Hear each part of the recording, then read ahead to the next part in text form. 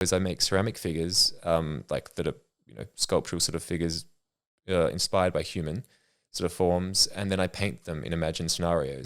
So Without further ado, I'm Hamish McLaughlin Lester. I'm your host. I have Bior Agur, who is the audio engineer. We have no other than Tom Kukenmeester.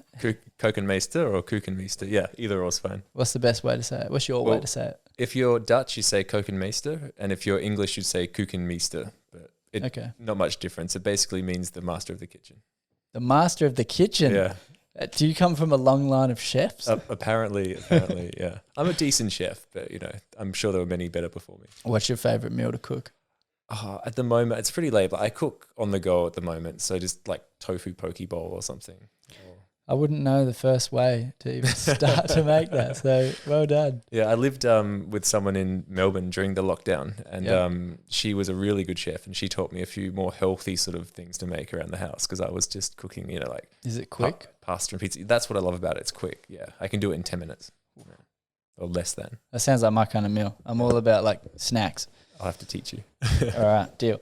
All right, so you are a visual artist that started your practice with painting and then have moved to sculpture. Yep, correct. Actually, my first exhibit, now I was thinking of it, was works on paper, which were charcoal drawings with a bit of spray paint on them. Like I stenciled areas and spray painted those areas. And I did that here in Adelaide at something called Plant for Bowden. Hey. Wait, no, it wasn't called Plant for Bowden. It was called Bowden something else. It was like just before Plant for Bowden. It was the same site, actually. It was like a warehouse. Yep. And wow, I wish I could remember the name of it. But that's how long ago it was, maybe 7 years ago. And I put it on myself and just invited my network along to like come and buy something. I think everything was $500. Yeah. And from then I went into Sydney to do a residency, and I sort of got more into oil painting. And from oil painting, I think we were talking before, I got into ceramic sculpture, and now I do a bit of both, like oil painting and ceramic sculpture. And how did you go about getting that first residency? The first residency in Sydney was basically, so I was living in London before I moved back to Adelaide. I had like a different life before I was an artist. So my undergrad was actually business marketing and management at UniSA, which I don't think I've ever used. But I was living overseas for a couple of years, and I think I'd always wanted to be an artist, but never really knew how to go about doing it or, what that entailed, because it's not really a career that you sort of like, you're ever taught that you would be an artist at high school, how to go about it. And even if you go maybe to Adelaide Central and study it, they never tell you how to have a career. They tell you how to paint and how to, draw and how to sculpt. But, starting a career is a completely different thing. So I think I'd wanted to do it for a long time, but I'd, put it off for a long time. And 2015 came back to Adelaide, had that show I just described to you, and just started applying, like Googling, because I wanted to get out of Adelaide, as I think most young people do. It's definitely a common theme. Yeah. Well, I think it's changing a bit now, but people still sort of get attracted to the, bright lights of Sydney or Melbourne, and, it's pretty seductive. I got dazzled by Gold Coast. That's where I went. How long were you in the Gold Coast? I was there for 2 years. What were you doing? I went to uni there. Oh, really? Yeah, I went to Bond. Oh, nice. Yeah. Well, actually, I did part of my undergrad in Montreal, and so I think I was like 20 years old, 21, and I was doing anything to get out of Adelaide, basically. I would take any exchange. Went backpacking. I worked in a bar in, London. I worked in a gallery in London. I did all kinds of stuff. But yeah, so I just applied for this residency in Redfern in Sydney, which was pretty crap. Like it was a warehouse. They'd, cut up a million ways for all different sort of residents. And I think my rent was $60 a week for, 6 square meters in this corner. And we were in a cage. There was like, chicken wire kind of thing keeping us in this like crappy warehouse. And from there, I got a job at Sotheby's. Sotheby's that just as like a van driver and like an install kind of guy. And that sort of afforded me to stay in Sydney a bit longer. And I just sort of got hustling, got networking, eventually got a better studio. And started having little exhibitions, just group shows, because I sort of held off on a solo show with a commercial gallery until I could find the right gallery. And eventually I sort of did find the right gallery, but that was in 2020. So that was, That's a big distance. Yeah, it was probably 4 years of just sort of like little bits and bobs of, exhibits that in something called ARIs, which are artist-run initiatives.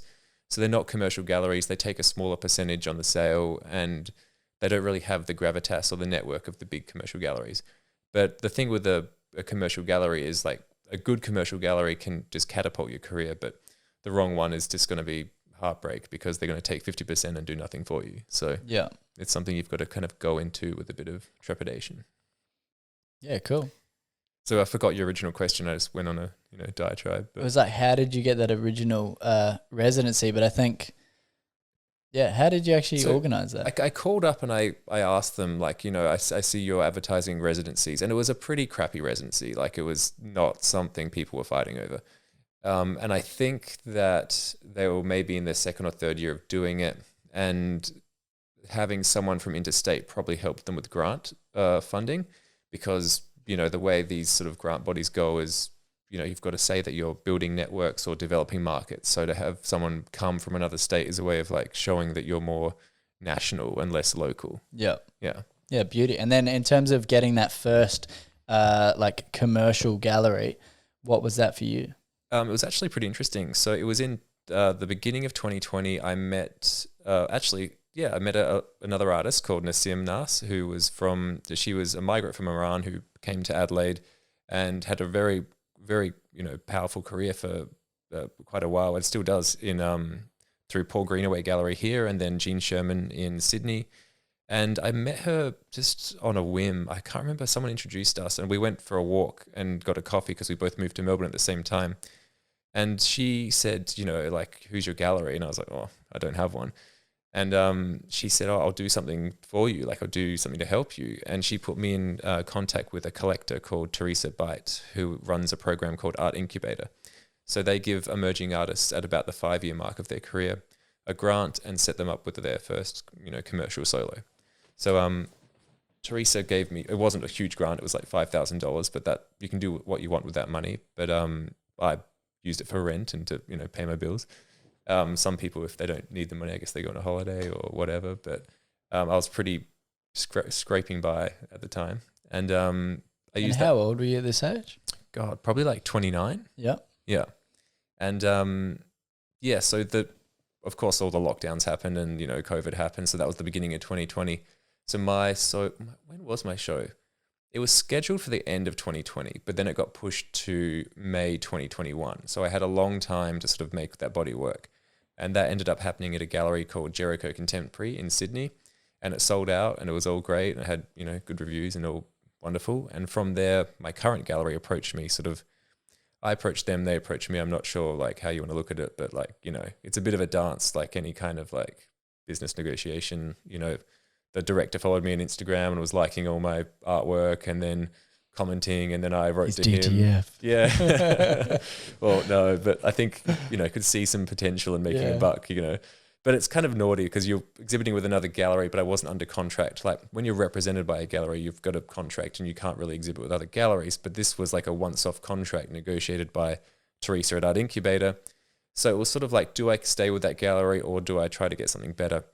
And I got a bigger gallery, one of the top ones in Australia, which was the person who was liking my pictures and whatnot. And I think what's the gallery? Martin Brown Contemporary in Sydney. So they're pretty big. And one of the biggest. And it's from there. I've now got my first solo with that gallery this July. But since then, I've exhibited a couple times in like Melbourne Art Fair or Sydney Contemporary and a few other places through them. So yeah. Yeah, beauty. And what actually determines like what is a big gallery? Is it just like you have heavy hitter artists show, or like they have more funding, or like what's... Well, commercial galleries wouldn't get funding from any kind of government body because they don't need it. They're a commercial enterprise. They shouldn't be taking like, taxpayer money. But I guess it's the size of the gallery in the sense of like, I don't know, the physical gallery space, the names of the artists, like their reputations, the kind of prices they command, the context that they exhibit in outside of the gallery, whether they get institutional shows and also I say big gallery because he's got staff. Like some galleries are just like 2-man operations or pretty small staff. So obviously you don't have a dedicated people for marketing and PR. They might just have like a gallery associate, an assistant, and the director who might also double as the general manager kind of thing. Yeah. And what kind of role does like that kind of gallery play in your creation of your work? Very little. Like they recently flew down just for the day to come to my studio to see the work, and I was kind of nervous. I was like, oh God, maybe they've got notes or suggestions, but they didn't, thank God. They really shouldn't get too involved in the creative process. They're just more meant to be the business side and a little bit of guidance. Like if you go down a weird creative route, they might pull you up and just flag it with you, but they're not really meant to dictate the what way. The they were like, hey, where are you going with this? Yeah, like, so what is this? Why does it look so bad? What are you doing? I guess no, I don't know. Like it's never happened to me before. It kind of happened once at a group show in Sydney, like years ago when I was like, had nothing going on in my career really. The gallery director wanted something really, she was very prescriptive, like, and she had a very commercial mindset and a very design mindset. So she asked me to, have more like cream backgrounds, more pink backgrounds, because that would work with her aesthetic. But it didn't work for me. So I chose not to show with her anymore. Fair enough. And in terms of actually the process of how you've created your style of art, what is that? So I start at the moment. What I do is I make ceramic figures, like that are sculptural sort of figures, inspired by human sort of forms, and then I paint them in imagined scenarios. So I start obviously with the sculpture, and then as they're sort of drying in my studio, I sort of like imagine how they might interact. So then I use that as the basis of a painting, which is meant to sort of give more depth and narrative to the artwork by showing them interacting in a different landscape or dreamscape. Yeah, and it's like a single, or you have like a couple of them interact. Sometimes I do them more like a single portrait, and sometimes it's more multiples interacting, giving a bit of a story to them. Yeah, cool. And what kind of stories have you painted and created? Well, that first show that that sold out was called There Were Many Edens. So it was based on like the biblical Garden of Eden. Except when I was researching the Garden of Eden, I realized that most religions, ancient religions and ancient cultures had some form of Garden of Eden, but so like a place of abundance and paradise, not maybe the biblical one that that you and I might be more familiar with. So yeah, from there I kind of abstracted the Garden of Eden into sort of like archetypes, like a mother and a father, an inventor, or like a devil or a corrupter, and so like archetypes in this paradise of Eden. It didn't look very garden-like, but it was sort of like a beginning of time kind of space. Yeah. Okay. Yeah. Cool. And what were these different Adam and Eve stories or Eden stories in other religions? I kept the stories pretty benign, or not too specific, because with art you don't really want to be like dictating or preaching to an audience. You kind of want to ask questions and let the audience sort of fill in the gaps themselves. Yeah, be a bit ambiguous with it. Yeah, I think. But in terms of your research, what are these different Garden? I've never heard that. I didn't know that they had like origin story paradise places. As in many, as in the other religions that had other gardens. Yeah, I can't really remember off the top of my head, but like the Persians definitely had a garden, and like the Israelites had one, and the Greeks had one as well. Okay, that makes sense. That's their. I mean, I'm probably going to butcher this, but I think they all kind of are down that more Christian road than say like being Islamic. I don't think any of those countries are like historically Islamic, are they? I wish I could give you the proper answer if Islam has a Garden of Eden. That they, I just don't know enough about the religions. I don't know. Do you know if they do? They have like a sort of version like that. Hold on. Should all get Google out. Yeah, get Google out. Let's check it out. We can have a look. Yeah, but in terms of that ambiguity, where do you draw the line? So for instance, just to circle back on that Garden of Eden sort of thing, I called the exhibition There Were Many Edens, and I basically used it as a way to sort of depict a beginning of time where there's an abundance of, it's a place of sanctuary and sort of stripped from the modern complexities of today, because, we've been living through very polarized political sort of times. So it was a way of sort of paring things back to more the basics. Yeah. Fair enough. I found it. What'd you find? So the Garden of Eden is mentioned in the Quran.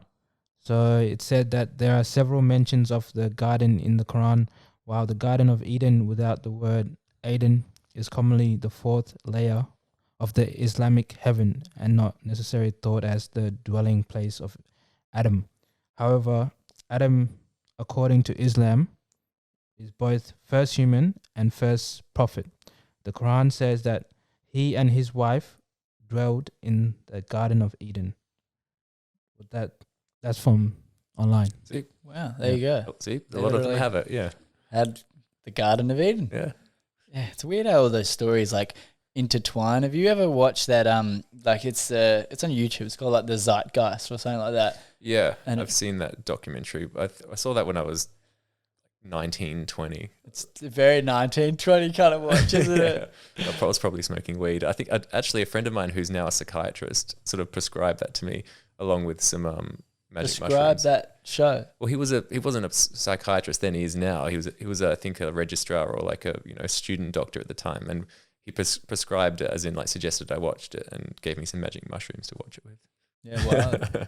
Yeah. Do you think the world of magic mushrooms and kind of that euphoric, or I don't know, how do you explain that state, but does that play a part in any of your creativity? No, I haven't done mushies in a long time. I mean, I would never say I won't do them again. I probably will do them again. But actually, the last time I did them was at the NGV in Melbourne, just after lockdown. At the NGV? Yeah, and a group of friends, like 7 of us, all did it at once. But a lot of people hadn't done it before, so we went to. So it became a bit of a spectacle.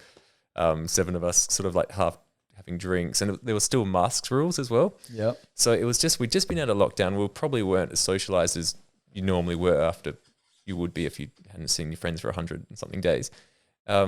We all took magic mushrooms and were going around the Triennial, which was a lot of like big installations and very like trippy kind of artwork. So that already kind of added to everything. And then there was the mask on, mask off thing, and people just couldn't get their heads around it. Like which areas you could have a mask on, which you could drink in, which was outside, which was inside. Like it just, everyone lost their shit and we had to leave. I can imagine that kind of like that like childlike, like, what do we do here? What do You we could just do? see people like, have you been to the NGV? You know those weird Yeah. elevators that are Yeah. like, it's kind of hard to navigate. And some people, you could just see them going up and down the elevator, tripping on mushrooms. It's like, we've got to leave here. Yeah, you're just getting lost. You're not even looking at the art anymore. No, we were the art. We were the installation. Hey, that's good. Performance art, Yeah, exactly. just unannounced. Just a spectacle. Yeah. Yeah, that's cool. And then, so we have the Eden, or the many Edens that you did, and then now you've had, how many other shows have you had since then? Well, no solos. That was my last solo and probably first commercial gallery solo, because a solo takes so much time in NG, like almost a year to make a solo. How many for a lot of pieces people. did you have for that?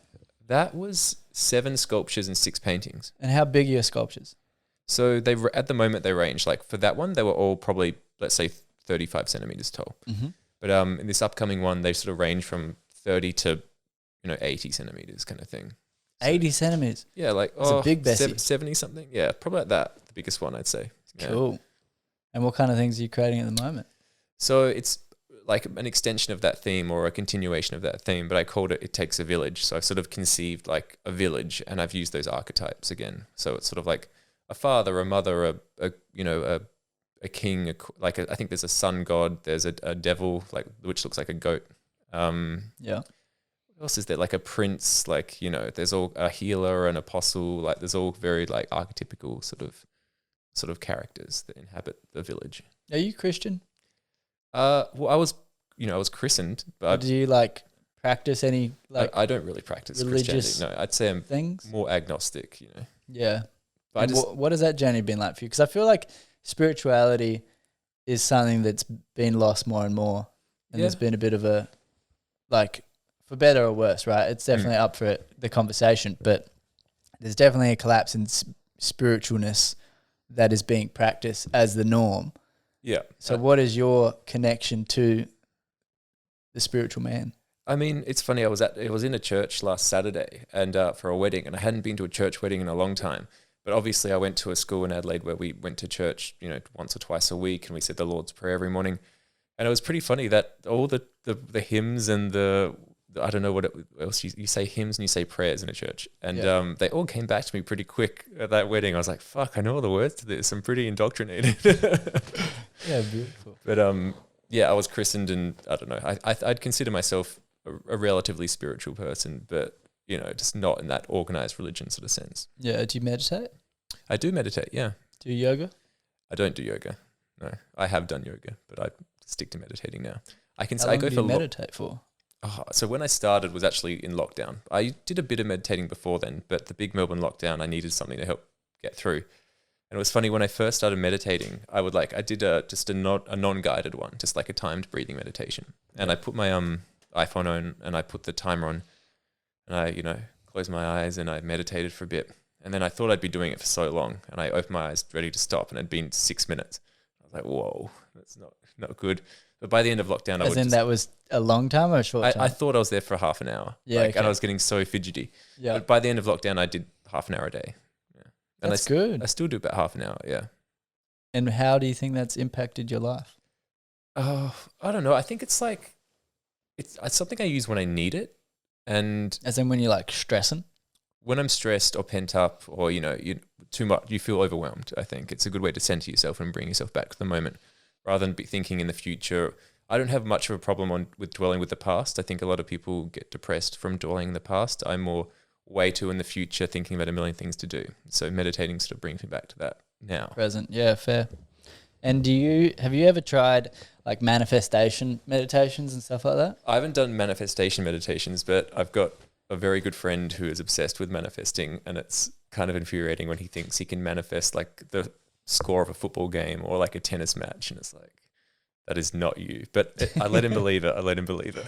Yeah. I mean, if enough people are doing it. Yeah, I don't know. Maybe the people in the game should be doing it. They are. They're yelling it. Of course they are. They're yelling it.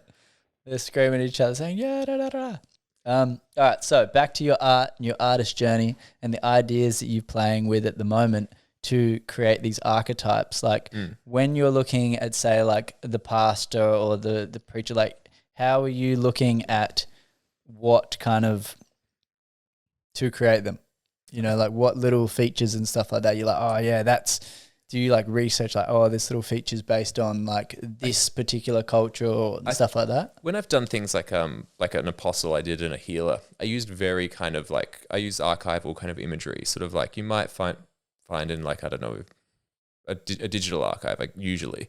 But funny enough, I used to work at Melbourne University in the archives and special collections as their, collections manager, or cultural collections and archives, they called it. And yeah, I just use like an image that might speak to me, and I use that as a rough guide. So I like to keep it pretty loose and not too specific. So obviously if it's, maybe a more official sort of looking person like an apostle, I'd give it a robe or a garb and, not have it naked.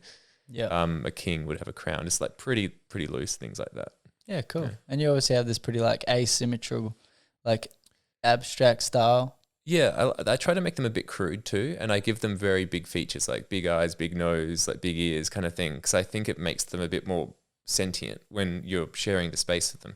Because the thing with sculptures is, people form attachments to them, I think, in a different way to paintings, because you have to share the space with it. Like it occupies a physical space. It's not a flat 2D thing on a wall. So I like to give them big features, and people sort of, imbued more kind of humanness to them once they have those big eyes or big ears, big nose, big mouth kind of stuff. In terms of people that have bought these sculptures, do you know of like how people have like presented them in their homes and stuff like that? Sometimes people send me pictures of where they exist in their homes, and it's kind of cool. Like I like to see where they end up, but I don't really mind where people put them. But yeah, no, it seems to be like living spaces more so. Yeah, like your living rooms and stuff. Yeah. Has anybody done something pretty like, oh, wow, that's a really cool way to show this piece of art? Oh, I wish I could say that. No, I can't think of anything anyone's, Not yet? Not yet, no. Because my mum's got this like, probably about that tall. No, probably that tall. Yeah. And which, for people just listening, I'm showing about what, like 1.10 meters? Yeah. 1.20 meters? 1.10 meters. So yeah, about that. And it's like this wooden block and then this, I and a sculpture of Icarus, and that has wings on the back, but they're all just sticks because they're burnt wings. Right. And it's wearing this like space, but like motorcycle helmet, and then like it's all white in terms of that, and then it's got like a yellow kind of like tunic on. Right. And Mum's put like this light that just shines up to it, so then it's kind of like got a shadow. That's cool. Behind What's it made of? I don't know exactly. Right. I just click in it. Kind of, you can tap it. Tick, tick, tick. So it's hollow. I'm looking forward to getting into bronze casting. I'm going to do some bronze works at the end of the year, because the thing with ceramics is people can't put them outside. I think they've got to be in a living room. Definitely. Somewhere where it can't be knocked, because like, you know, you've paid $4,000 for this thing and you don't want the dog to knock the table and it to smash, you know. I broke one. You broke a ceramic? Yeah. What did you do? It was a Lego man. In like a very jovial way, I was like, you know, we were drinking in the living room, and I kind of like did that little like jovial like light, like, oh, I'm gonna tap you on the leg with my leg, you know, my foot. Then she grabbed my leg and pulled it up, and then I fell backwards into it, and just full. Like I didn't smash the whole thing, but I like cracked the head clean off. Yeah, and it's like these Lego men that sit about like 80 centimeters, 90 centimeters high. Right. And we got 3 of them. I've had a few collectors or clients sort of come to me and be like, Tom, look, I need a replacement, whatever, like part to this, or how do I fix this, you know? And they're always so apologetic, and I'm like, I feel like I should give some sort of like care manual to people. Like, it is ceramic, it looks strong, but it's not, you know, it will smash. Because it's happened 3 times now. Have you seen how the Japanese do that, like the gold leaf, like stick things back together for all their I don't know vases and whatnot? Someone at the Jam Factory tried to teach me how to do that, and I was in a rush and had no time, so I did something much lamer instead. I glued it back together and then got spack filler and just like spacked over the top of it. Like spack? Like you would use like Sealy's like gap filler kind of thing. Oh yeah. I got like a trowel and went over the top of the trowel, and then got some like resin and filled in it like that, which is, you know, a bit of a trade secret, but you know, I didn't have time to do 3 more firings like with that gold stuff. Oh, is it pretty lengthy process? We've got to fire it again. Like you've got to put it back in the kiln and fire it, which will take 3 days about. That's a long time. In terms of why you chose ceramics, why'd you choose ceramics? Why did I choose ceramics? I had a friend who is a ceramicist, quite famous ceramicist, and he was always trying to get me into it, almost as a way of like showing me how, you know, his thing and like his talent kind of thing. And because I was a painter and I was just like solely interested in painting, whereas he was really blowing up and having a lot of success from ceramics. So yeah, he just taught me sort of the basics of how to build a figure, and I kind of didn't really I took to it, like I enjoyed it, but I never thought it would be part of my career. But then after a while I realized, you know, there are so many painters, there are tens of thousands of painters in Australia, like everyone's a painter. And, you know, painting's been around for a long time. There's a long history to it. So it's very hard to reinvent the wheel and do something new and identifiable. So I thought maybe I'll make my own subject matter. Like I'll physically make my own subject matter with clay, such as my own figures that I can paint. And then whatever I paint, no matter what style I paint in, it's going to be original because, you know, I made the subject by hand that doesn't exist anywhere else. So that was my motive. But now the ceramics are as popular as the painting. So I'm sort of doing both. Yeah, well, that's good. Yeah. You get to live both. I mean, yeah, it's good because when you get sick of one, you go. I've got 2 studios at the moment: a painting studio in Hindmarsh and a ceramic studio at the Jam Factory. So I get sick of one, I go to the other. So how does that work? Why 2 different spaces? Just because you can? Well, because I can, but also because I got invited to be the artist in residence for ceramics at the Jam Factory, but also I couldn't afford a kiln at the time, so I was transporting the ceramics to a kiln down at Grange from my studio in Hindmarsh, and before they're fired, they're very brittle. So it was like, this is freaking me out each time you go to transport it. Yeah, and there was a few cracks and breaks and a few, problems. But your kilns are super expensive. Like the one I'm looking at buying is like $12,000. So when my studio residency ends at Jam Factory, I'm going to have to fork out $12,000 for a kiln somewhere. And they're hard to move around. So when you install it somewhere, you want to be there for at least long enough to make it worthwhile. Fair enough. Yeah. Fair enough. That's pretty cool. And then in terms of like this new exhibit, when is it? What is it?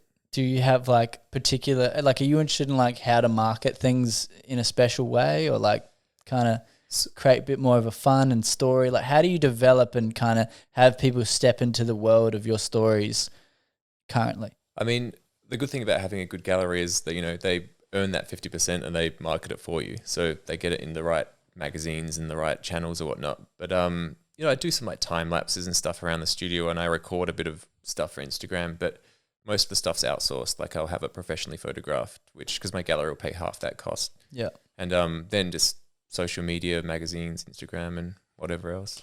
Yeah, cool. I love that. All right. So something that we spoke about briefly previously, which was, and this is, you obviously know I'm about to go into. Yeah. In terms of your like sexual preference, being homosexual, you've said to me that that the industry has kind of like these certain expectations of what it means to be a homosexual artist, and that you don't necessarily live up to those expectations. Well, I think what happens is it's more so the institutions and the funding bodies, like the state or federal funding bodies, you know, they like to tick a box for diversity and inclusion. So if you want the money, you really have to identify yourself as a minority of some sort. And why do you, like, what's going on there? What do you think about it? I mean, I wish it didn't have to be that way, but I think there's a camp that feels very strongly about that, and they've got their reasons for that. You know, personally, I kind of feel like it's a bit tokenistic, and I don't want to do that to myself. And I know a lot of people, you know, people of color or people of different sexual backgrounds, you know, feel the same way. But it's kind of a bit of a cruel game, because if you don't play along, you don't get the money. So, yeah. And are people pretty like strong in terms of who you've been dealing with, that you have to like wear that kind of like that stamp really proudly? Or like outwardly? I don't know. I think I've made a career where I'm happy, where I don't have to really be that, you know, obtuse with it all. But, you know, certainly there are certain parts of the industry that, you know, I just won't exhibit in, because, you know, they won't have me unless I do that.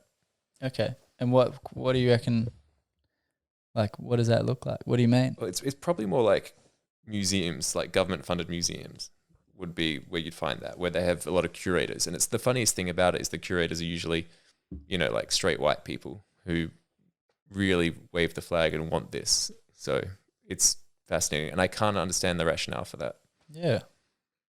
I don't know about it. What is the rationale? The people that aren't living a certain way go, yes, we must tick these boxes. Like, do you think they have superiors that it's like, we need that? Or are they like... Well, it looks like the art world has been audited by the government, to be honest. And we need to create spaces that we can like show our art to like a wide audience without having to ask permission or something like that. I think that's how it is. I think you're right that it is it's a lot of government involvement in the sense that the institutions that want this kind of work or these kinds of artists rely on government funding. Yeah. Yeah. So we need to create more platforms that allow like more wider distribution of like, could be just a display of art or just giving it value, the right value, the same way. More independent sort of sources, I guess. Yeah. I mean, decentralization. Yeah. I mean, it's happening everywhere. The institutions are all sort of struggling at the moment. Yeah. How has that affected the art world? Like, I mean, cryptocurrency is a clear like decentralization, and blockchain is decentralization platforms. But like, yeah, how do you think decentralization is affecting the art world? It's interesting. Like, you know, a lot of artists sort of struggle. Like, should I go with a big gallery or like and big galleries sort of are very aligned with institutions, or should I, you know, sell my practice through social media or my own means, kind of thing. And I think a big motivation for a lot of artists is validation. And unfortunately, you feel very validated when you're shown in a big gallery or institution. So whether that is the right financial decision, or, you know, what are you in it for? Are you in it to be seen by the most amount of people, or to make the most money, or, you know, what are your motives, kind of thing? What do you think the difference in terms of where your legacy will stand as an artist in the different routes? I just have no idea. like, you know, Never thought of it. can't predict the future, but But in terms of like from what you've seen, like, do you think that you will have like people will have a longer lasting legacy if they go through the establishment route and be a part of that high end art, because then they will continue to push it? Or well, I think that's been the way for a long time. Like, you know, there's so many artists who you've never heard of because they weren't sanctioned by the institutions. But you know, like anything in history, like to the victor writes history, right? So if you've got this, you know, for and against, it's whoever comes out on top will win. So if the institutions maintain their power and, you know, carry on, and this decentralization doesn't work or doesn't happen or eventuate, then then the artists that sided that side will have a legacy and the other ones won't. that's a very reasonable point of view. Fair enough. That's logic checks out. I think my master's was art history, and my professor was Ian McLean, and he taught me that, you know, the art world has a canon, and it's sort of a way of thinking, and it's like, you know, how do you either go with the canon or you go against it and break it and create a new canon, and it's the same with all sort of theories along. Yeah, especially with anything to do with arts, like that's just the way. Well, arts have always been very politicized, I think, because they're such a powerful communication tool. So correct. Yeah, even in media, like they look towards that lens. Yeah. Yeah. What do you mean? Like how art, you said art sometimes like a canon, you either go with it or you don't. It's like, I think that's how, like, because art is a very powerful communication tool, like you said. So it is politicized in that sense. So well, it's often co-opted by like interest groups and activists, and exactly, as a means of communication. Which makes it more complicated. So it can get, you know, you can get away from the art. Like, you know, art's meant to change people's thoughts and feelings and communicate various ideas, but there are some ideas that are sanctioned by institutions and other ideas that are not. And, you know, I don't get to pick those, and I'm nowhere near, you know, accessing the kind of people that pick those. So I just make paintings and figures. Fair enough. Yeah. What do you think in terms of like, do you look at kind of like macro politics and stuff like that, and like how we're kind of moving towards as a society? Oh God, during 2020, when I was locked in my apartment for, you know, 160 days, I think I spent a lot of time thinking about those things and reading about those things. But thank God the last year or so I've been in Adelaide with no lockdowns, and it's been wonderful. I haven't had to think like that. So, you know, I've just been relaxing a bit. Well, that's good to hear. But let's digress back into that. Where do you think, in terms of like, do you think when we're speaking about governments having an influence on the art world, do you think that is a growing thing, and where do you see that really like happening? Because obviously there's the identity side of identity politics, but what other political things are you seeing, like with the rise of like China and more communist Leninist ideas? Are you seeing that art with those ideas is being more favored, and like things that are more democracy and freedom based ideas are being like, nah? Like, what other kind of themes are you seeing? I'd never thought of it in that. I'd never thought of it in that scope before, but and so I don't have a very good answer. Well, it doesn't have to be just that scope. But so what's the question then? Okay, the question is, what themes are you seeing that the establishments are preferring at the moment? Yeah. So at the moment, it's all about diversity and inclusion. So it's all about, especially with Indigenous people, and giving them their rights back and their access to the, you know, their visibility, increasing their visibility, and as a means of, I guess, unofficial means of reparations. So that's a big thing in the art world right now. But yeah, it's mostly about giving voices to minorities. And it's funny enough that all the artists are minorities, but the curators curating the artists are all white middle class people. So that's the biggest movement I see right now. Yeah, okay. I can really validate that, you know, being an artist of color, but then also in nearly every field of art, it's got a theme of diversity and inclusion. You know, like there's one here in Port Adelaide where there's a film festival competition for diversity and inclusion as well, you know, because I've just done a short film. And I was just looking at some awards that I could enter. Yeah. And a lot of them I got to do with inclusion, like the criterias and diversity. Yeah, and it used to be an unspoken thing, but now if you go to guidelines on like, government sort of websites for funding. It's actually in the assessment criteria. Yeah. That's a big change. Yeah. So it's become more official. Yeah, okay. There you go. And working with bronze, outdoor things. Yeah. Tell me about that journey. Oh, there's the foundry I'm looking at is in Melbourne. Unfortunately, there's no foundry in Adelaide that does the kind of casting I want to do, which is lost wax and have like colourful patinas and stuff. So patinas are like the chemicals you apply to the bronze to make it a certain colour. So I want my work's quite vibrant and bold and sort of out there. And, brown and green doesn't really work with that. So I've got to go to Melbourne for it. It's called Malwood Foundry. How long does it take to apply those colours to bronze? I think the patina, I've never done it. I'm about to do it in September for the first time. But the patina stage, as in the colouring stage, I think takes 3 weeks. Wow. Yeah, of hand application. So it's very expensive to do. Yeah. And are you going to be personally learning that skill to then do it? I'll do it with someone who knows what they're doing. But yeah, I'm flying over there for 5 days, and I think they'll be finishing. I'll sort of like instruct them how I want it after. So what kind of pre-planning? Oh, I'm doing it. It's funny we're talking about grants and whatnot. I've written a grant for it for Art South Australia, who've been good to me recently. They helped me out with my residency in the Jam Factory. Yeah. So yeah, I think I write like a budget and a timeline and a project rationale and description, and make sure all the interested parties are on board, like the foundry and my gallery and anyone else. Yeah, cool. Yeah. And then in terms of like the process of your paintings, what's your process of making a painting like? Do you put base layers and stuff like that? Yeah, so like I said, once the figures are in my studio and I'm sort of imagining them interacting, I'll take pictures on my iPhone and just sort of think a bit farther from that. And then I might be sitting in bed late at night, just sort of like looking at the pictures and sort of imagining. And from then I'll draw just on the canvas, their figures. And then you start with an acrylic background and you work the oils up to make it more real and give it a bit more tonal depth. Yeah, cool. Yeah.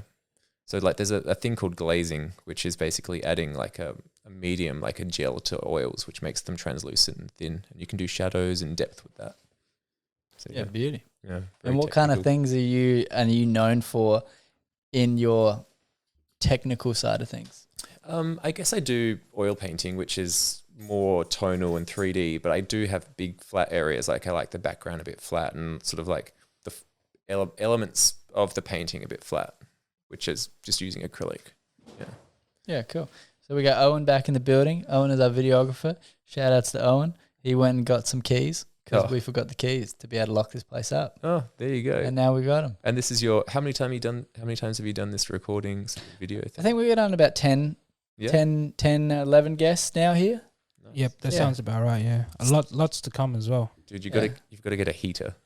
Yeah, dude, I was noticing because we haven't done winter episodes here. Right. Like we've only done it's only kind of just hit winter, and yeah, it's definitely cooler in here. I had a studio a bit like this in Melbourne, and I ended up getting Bunnings outdoor heaters for like $100, like big heat lamps, and just putting them around my studio.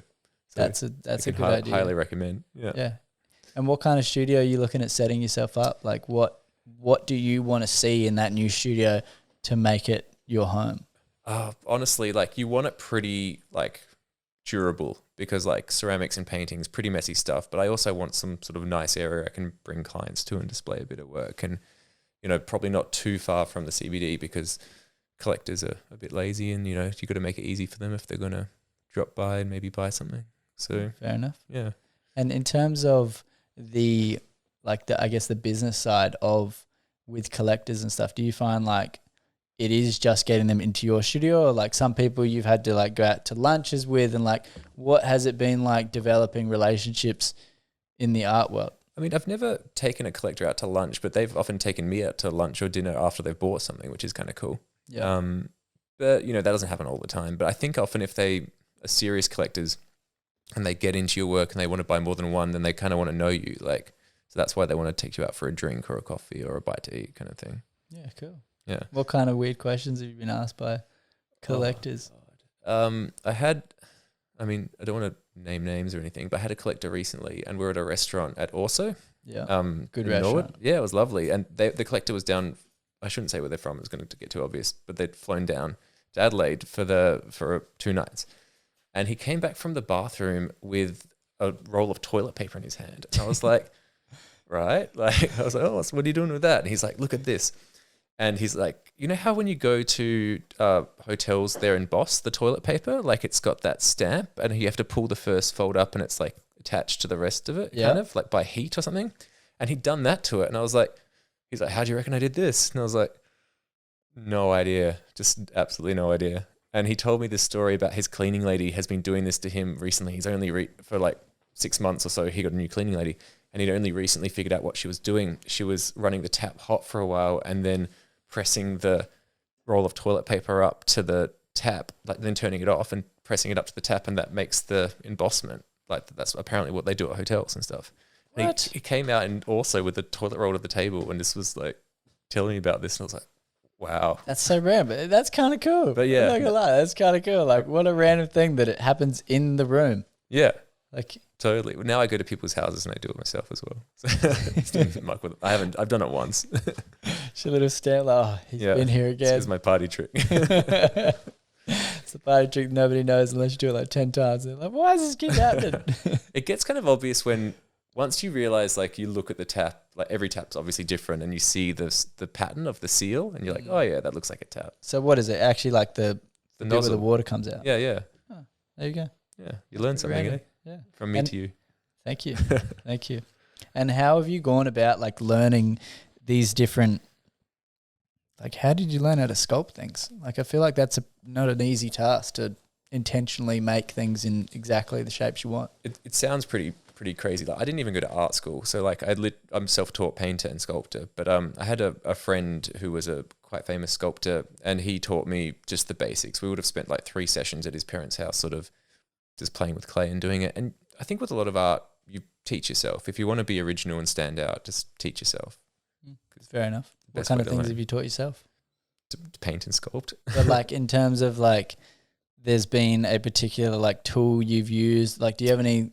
I probably ways of doing things. It's like, that was a really cool thing to figure out. All my sculptures by hand. So like I just pretty much use a knife in my hands. So I cut very simple shapes and I cut slabs. I cut slabs out of a big piece of clay, like a big 20 kilogram piece of clay.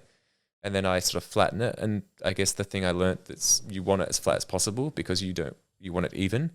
Uneven clay because you need the sculpture to balance. So you don't want to topple over. So yeah, I guess to make it as flat as possible. But yeah, I don't know. You've just got to find your own way with it. Like find your own aesthetic, find your own medium. Yeah, I don't know how.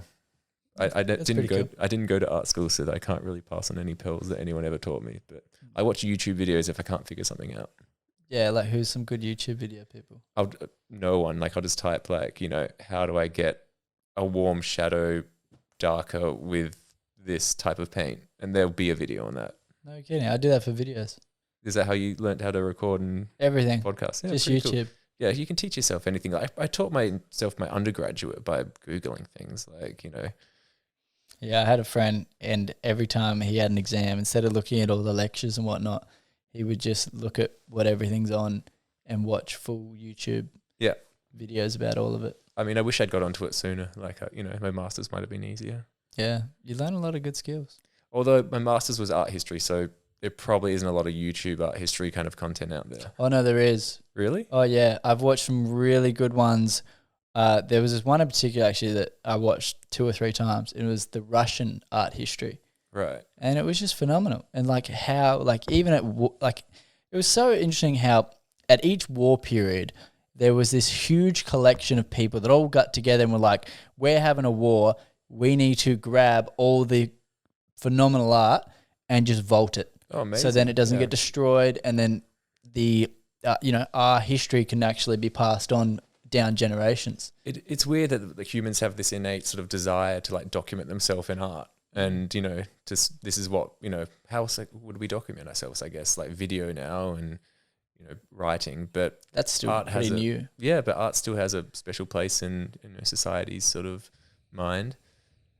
And it'll be interesting to see, like you said before, with what will make it and what won't. A lot of the contemporary art we see in all these museums and galleries at the moment, 99.9% of it will end up in the trash, as in like the actual dump kind of thing. There isn't enough room for all this contemporary art.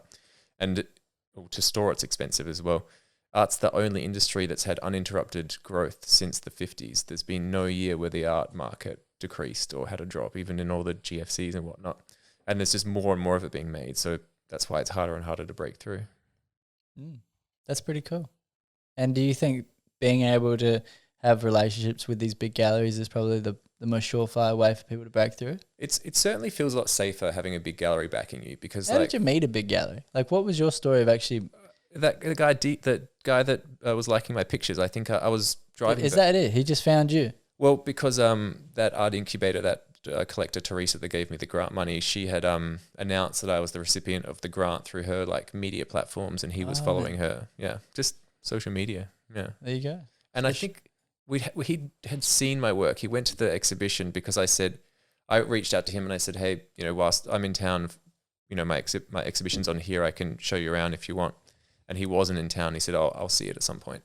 And I thought, oh, he's not going to go see it. But he did. That's so organic. Yeah, it was pretty good. I love that. It's not some wild goose chase story where you're like, like J. Cole in New York and goes outside, Jay-Z's Rockefeller and was like, have my record, and like met him, but he didn't do anything. Yeah. Oh, he was full groveling for it. Well, there's plenty of people that submit their work to a gallery.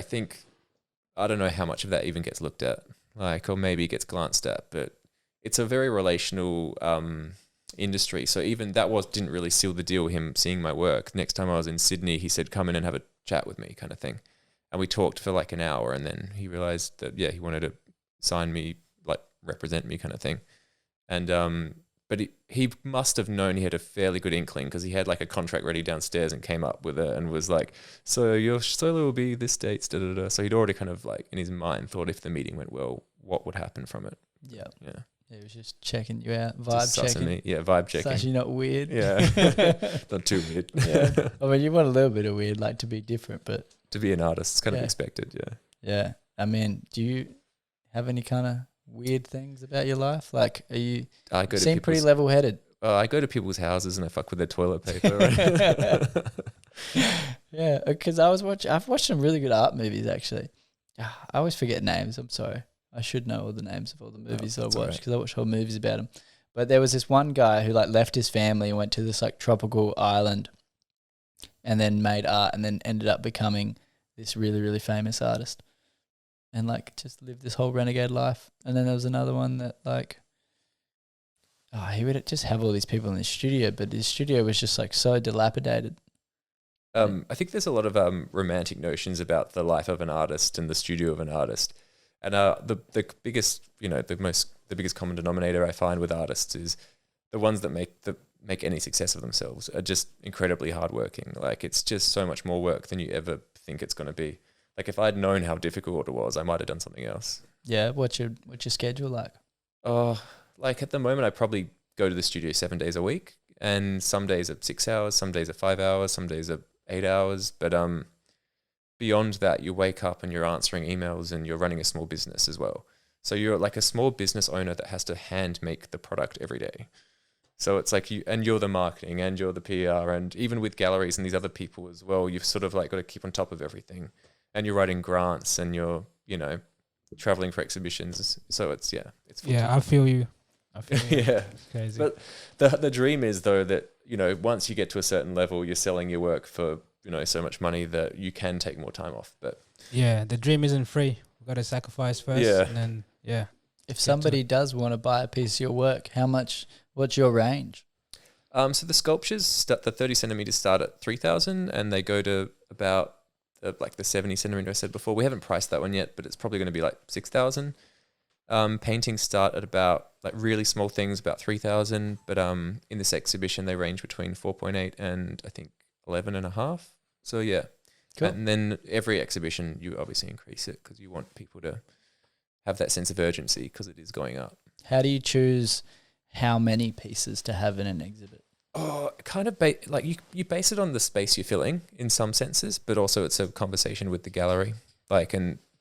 Commercial gallery or curator, whoever you're talking to, they'll have an idea in mind and it's a negotiation. Yeah, okay. That's cool. And do you make like a lot of things that don't ever see the light of day? Yeah, thank God. When I was younger, I used to just like Instagram or show everything I made, and that's just a bad idea because you only want people to conceive you as in your best possible light. So I have to do a lot of editing. Like some things I make and I think, oh, that shouldn't leave the studio. And sometimes I make it and I like it, but I think it's probably not good enough for the website, you know? And what will like determine it not good enough?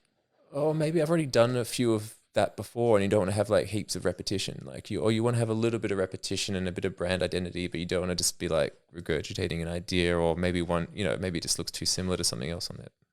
Yeah, cool. And who are your favorite artists? Of all time, I always love Goya. His work's amazing. It's very dark and twisted, but he was a beautiful painter, and you know it's got a lot of depth and meaning to it. He was a masterful, composer of paintings, like as well as just the technical application is brilliant. And alive, like there's a girl called Katja Sieb she's from Germany and she's based in LA right now, and I love her paintings. They're just pretty weird. I'll text you her name. Yeah, what's her style? Let's look it up. We can show people things. You've got that tech? No, I'll just put it on after. Yeah, cool. Yeah, that's all right. What's her Instagram? Katja Sieb. So KAY. KY. KAYASEIB. I'm pretty sure. SEIB. Yeah, let's find it. I don't see anything. Hold up. I love art. I think it's so important, and especially when I've gone on my travels to just see like the art from like 1,000 years ago. It's hectic. Yeah, I'll just look on your phone. I'm going to Europe for the first time in a long time this July and August, and I can't wait. I just need to get into some museums and some cool galleries and, you know, get some inspiration. Fair. And get some sun. Yes. These are kind of cool. What do you love about it? What are you looking at? Well, in general, I just like her application of paint and just for example. It's just the fucking weirdness of it, but it's like it just feels unique. It feels like I haven't seen it before, which, you know, I've worked in art for a while now because, like I said, I worked in a gallery in London and I was an artist assistant before I was an artist. You know, I feel like I've seen everything sometimes. Yeah. So when I see something unique or original, I'm like, cool. Like it catches my eye. So you see a lot of the same stuff again and again. How did you find her? She's not that huge by the looks of it. It's weird that she must have accepted my follow, but she doesn't accept many because her work sell for about £25,000 of painting. So, that's a lot. So she's making good money. Yeah. And she's our age. She's all my age. She's 32. Yeah. So yeah. Well, there you go. That's pretty cool. Yeah. I wish I was selling mine for £25,000 a pop, but it's a journey though. Yeah. Yeah. And you know, in Australia, there's no one really doing that at 30. So, you know, there's a couple painters selling their stuff for 50K, maybe 100K that are living, but yeah, not many. I mean, being a living artist, like what is that like for you? Like, do you think now is a lot easier to be like a successful living artist than? I think there's more competition than ever, but there's also more opportunities than ever. Like I said, the market's grown and grown uninterrupted since the 50s. So there's more money out there, but it's the kind of industry where the top 1% earn 99% of the money, just like the real world. Yeah. But but maybe even more skewed. It might even be like the top 0.25% earn, 99.5% of the money. I think Australia Council, which is the federal funding body, the federal arts body, did a survey in 2017 of all kinds of artists. So that was musical artists, theatre artists, performing artists, visual artists. And then visual artists, the average income in Australia was $44,000. But that was over 2 jobs. So not just like a secondary job, not just their art job. But so that's the mean, and the median money was something like $5,000. So like if you look at a distribution, like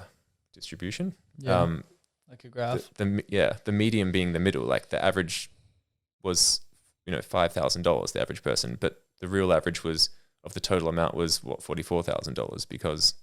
Look, I'm not good at math, but it's just skewed, yeah. Yeah, it just shows you the skew is like insanely steep. And do you want to like travel with your art? Like, I mean, like what's the game plan? Like, what kind of things you want to create? Where do you want to go? Like, yeah, I think what are your goals? Yeah, I mean, I would love to exhibit overseas. I think almost every artist that's working full time wants to exhibit overseas. We're very isolated in Australia, and it's great to exhibit here, but you feel like you made it if you make it overseas. Which is there particular galleries overseas that you're like, they're the ones that I would love to show in? Like, are you kind of geek out and there are that way? there are the mega galleries that are ones that like can just make your life, like make you a billionaire, make you a millionaire. And so obviously I'd love that. What are those? Gagosian is one. Okay. I think one of the best galleries in the world is based in London. It's called Sadie Coles HQ. But yeah, Gagosian's the biggest in the world. But yeah, you know, it just wouldn't happen. I think there's one Australian artist in the last, 20, 30 years has had a show with Gagosian, and it was an indigenous artist from the APY lands. So cool. Do you know who it was? I don't. It's her, and don't have her name off the top of my head. Oh, good. I only found that out a couple of days ago, to be honest. That's pretty cool. Yeah. Well, people should look that up. I'm gonna look that up. I'll look it up for you. Or yeah. Yeah, easy done. That's pretty cool. And then in terms of like the size, are you planning on like do you have a goal of like making something like huge? Yeah, I mean, there's some big paintings in this upcoming show. Like one's like 1.5 meters wide, which for me is big. But yeah, maybe I'll get bigger. I want to make some really big sculptures. Like I think that'd be cool to make like a life-size sculpture, like 6 foot tall. Yeah, I mean, making out of ceramic, you reckon? Yeah, I reckon you can do it. Or do it in bronze. It would be easier in bronze because in bronze, right, you don't hold. Yeah, and you don't have to fire the clay. You can just make a cast of it. So the clay, you just can slop it together. It doesn't have to last. It doesn't have to be hollow. It doesn't have to last very long. It just has to last long enough to make a silicone mold of it. And then you fill it with wax and cast it kind of thing. Whereas with ceramics, they've got to be hollow so they don't explode in the kiln. And they've got to dry slowly so there's no cracks. And yeah, they've got to be structurally sound. And it's clay, which is hard to get structurally sound that big. Yeah, I feel like that'd be a mega undertaking. Like imagine trying to make something like 20 foot. Well, like think of the terracotta warriors or the terracotta horses the Chinese used to do. How big were they? I think they were like 5 feet tall. They're pretty big. That is pretty big. Yeah. There was heaps of them. Thousands, yeah. Yeah. But I guess there's like thousands of people are making them. Like if I had people helping me, it would be easier. Hey, you will. Yeah. Got to get an assistant soon. Yeah. Get a whole army. Oh God. Isn't that what Bromley did? He started like having like full like yeah. Like not sweatshops, but like was it sweatshops? I think he designs them and he's like, you put that paint there kind of thing. Okay. I think a lot of artists do that towards the end of their career to sell out. Yeah. That's definitely what I've been told that's like what he is now. Some people love him and still love his style, but then a lot of people like he's really depreciated because he's put so much work out now. Yeah, I think he's saturated the market. Yeah, fair. He's probably loving it though. Yeah, I mean he's happy. Like, I saw his gallery in Melbourne. It was I think it was in Melbourne. Yeah, it's pretty cool. I've not been, but it's nice. Check it out. It's a beautiful building, and there's a lot of art in there.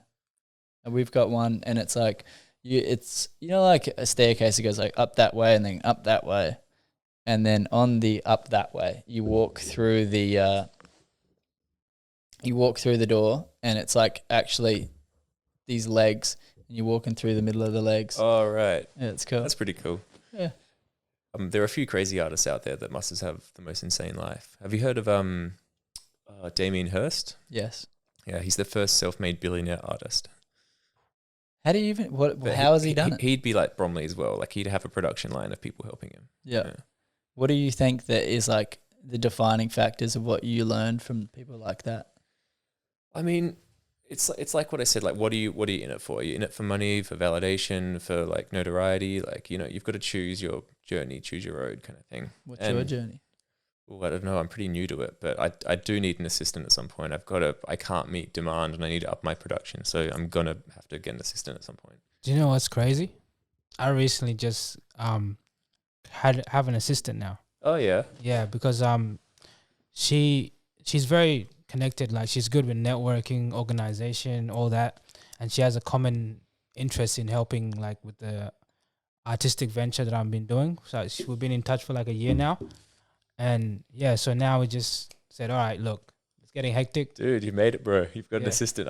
I'm jealous of you. It's not like it's like a personal assistant. I wouldn't say like she's gonna be taking charge of this or that, but this organizing side. Yeah, definitely. Yeah, making decisions. Any help you can get. Like my biggest problem is I'd be too much of a perfectionist. Like, because I need help with like physically making things. Like, and I feel like with painting, I would be able to delegate a little bit more, but with sculpture, like it's just so hands-on and handmade. I don't know how I would get someone to, I don't know what they do for me, like cut the slabs before I, Like roll it all up and stuff like that, prepare it. Yeah, prepare it. But I feel like that's such like menial work. I wouldn't want to even hire someone to do that. Like maybe, I don't know if you'd paid them good money. Maybe I was an artist assistant for $30 an hour doing stuff like that at one point.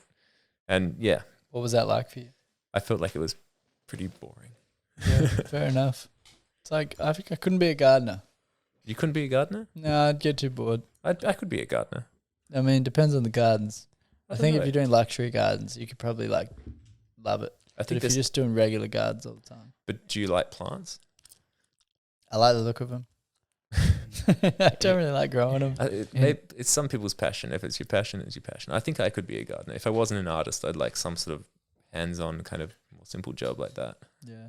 No, Granny loves gardening. Yeah, I was gonna say in my case, the hard part is scheduling, like the shows, because mine is like performance based, like speaking based. So like lots of inquiries would just be coming in, and it's like, and then you've got your own life. You're trying to build your personal brand and things like that. I think I'd have a similar scheduling problem, but mine would be me being where I need to be, when I say I'm going to be it, because like the day for me is so, I don't know, so many things just pop up, and if someone's relying on me to be somewhere, like directing them or managing them, like I often just have to drop things and go do it. Or like today, for instance, I went to the Jam Factory to do a sculpture, and I allocated 2 hours to it. And I was there for like 5.5 hours. I was like, what the fuck? Because it wasn't working out. And with clay, it's not very forgiving. Like I can't just abandon it. I could like cling wrap it and put plastic on it and stop its drying, but it means I've got to go back in tomorrow, and that slows it. But you want everything to dry at a consistent speed so it doesn't crack. Because if an arm is drying quicker than a body, it'll crack and fall off, kind of thing. So I'm sort of like dependent on the clay in a lot of ways. It's like a bit of a freestyle. Yeah, it is. Yeah, that's cool. And I get my little spray bottle of water to like try to slow it as well. But like, it's winter, they've got the heater on in there, so it's just drying so quickly on me. True. That's fair. Similar to like gardening, gotta look after it like a baby. You do. Yeah, exactly. I feel like the sculptures are like my babies, and so like, and I feel very connected to them. Yeah, that's cool. That's cool. All right, I think that's cool. Yeah, cool. All right. Cool. Well, is there anything you'd like to say? No, we covered a lot of ground, and I'm getting freezing. You that cold? Yeah, the studio was pretty cold by then. I turned the heater off, and then I guess I was been here a couple of hours. All right, fair enough. We'll get you into some warmth. All right. Well, thank you very much. I appreciate you sharing, what your journeys look like, what kind of things you've been working with, the ideas you've been playing with. Appreciate it. Yeah, cheers, man. Thanks for having me. You're welcome. Cool.